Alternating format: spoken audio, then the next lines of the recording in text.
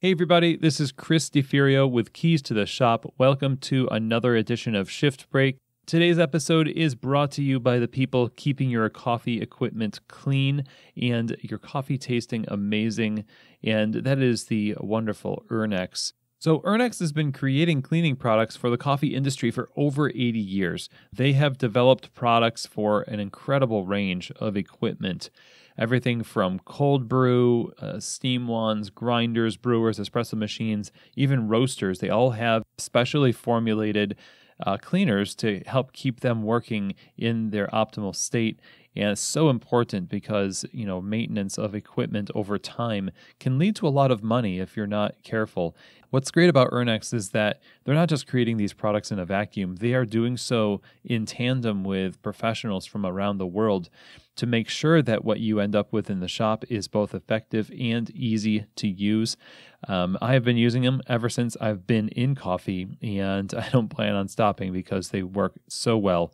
So the bottom line here is that clean equipment makes the best coffee, and the best cleaning products for your coffee equipment are made by Urnex. To find out more information, get them in your shop, visit the website, urnex.com.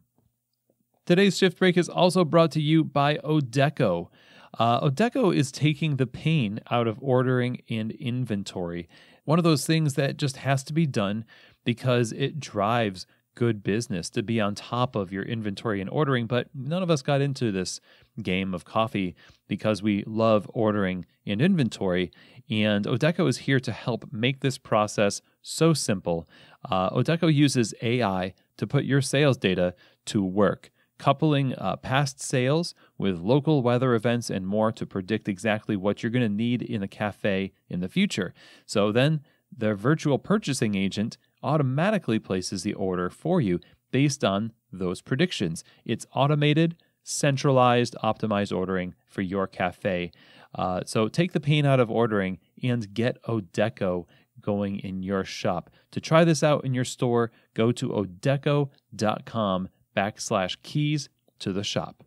Okay, so today I wanted to talk a little bit about systems as care. I think in most cafes we see that there is a list and the rules and the policies and things like that.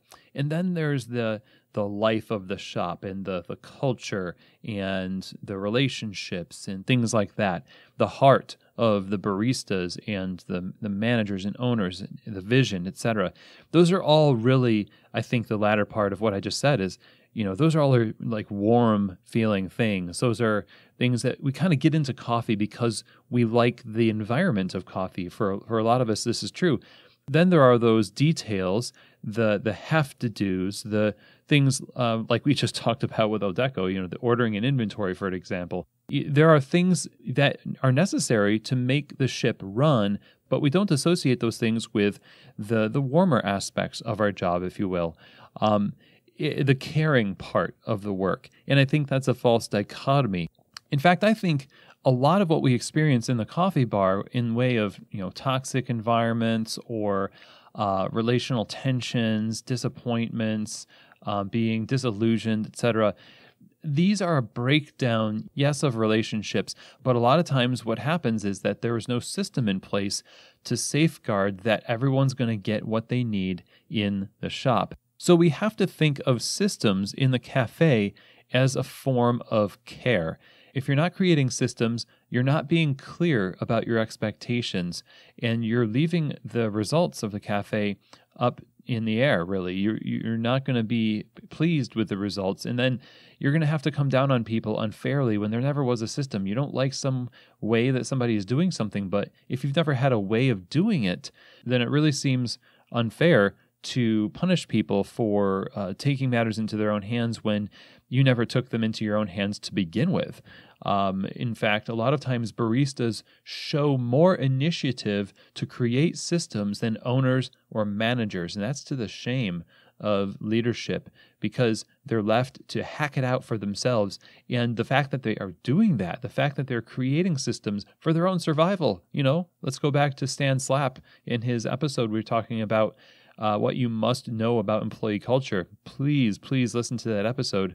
They are trying to find safety. They're trying to find a clear path forward for how they can thrive in the midst of this business.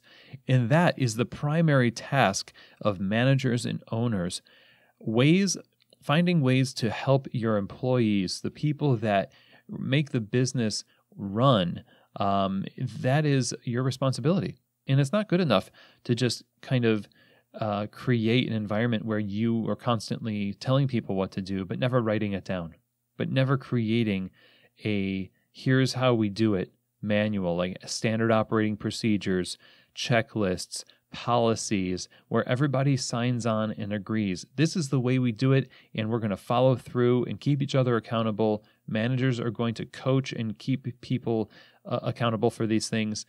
When you have a store that has systems, you'll find happier baristas.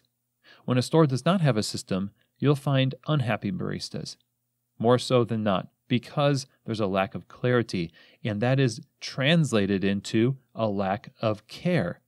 And of course, that's not true. Managers and owners do care, but a little too late. A little too late down the line when they see the results of a lack of a system. They never think, oh, it was me, and I didn't create a system. They always think it is hard to find good help these days, or they fault people, again, for taking the initiative. So in this shift break, I think it's really my goal to create a mindset in you that says, look, it's great that you have a heart for your community. It's great that you want your baristas to do well, but you can't do that unless you fully embrace putting systems into your cafe that communicate what to do, how to do it, and when the work is done and what it should look like when it's done. Systems are a form of care. It's just like having good communication in relationships. A cafe without systems is one where boundaries are constantly crossed. It's one where the relationship is constantly strained, where people are missing each other relationally all the time. And baristas are just going to leave a situation like that. So this is the point. Take a second and think about the first emotion you feel when you think about creating a checklist, when you think about a policy or a standard operating procedure. Does it seem boring? Does it seem needless because everybody already knows? Does it seem like something that's a little bit too authoritarian for you? Then I think there's room to grow in your mindset towards systems, because the best use of your authority is to show care and deliver care to your employees, and one of the best ways to do that is through systems for their benefit and for your customers' benefit and your business also. So with all that said, maybe some next steps, again, are to kind of reflect, like I just said, and think about what kind of emotions are attached to that for you. Maybe some false notions about what these systems really signify. Try to follow the logic of what systems create to its natural conclusion. And then the step after that, I think, is to take a look at the systems that you currently do have in place. And no cafe is completely void of systems. So I think that the first step is to think, why did I create these? Who did I have in mind when I created these things? What is this going to serve? How is this able to be accomplished? You can't create checklists and SOPs and policies and systems and things like that in a vacuum. You need to think about what is going to happen once those are in place and who it's for. Is it possible? Are you doing this empathetically? Are you able to relate to the work being done? Systems are not just a way to absolve yourself of responsibility to follow through with people. Systems are a support to relationships. You're going to have a good relationship with your staff. You're going to have a good relationship with your customers. It's because systems are in place to support those relationships. So I hope that this episode has helped. There are several episodes of Keys to the Shop where these types of things are discussed. I will link to those in the show notes. And with that, that is it for today's episode. Thank you so much for joining me. And I will see you here next week for another edition of Shift Break, from Keys to the Shop.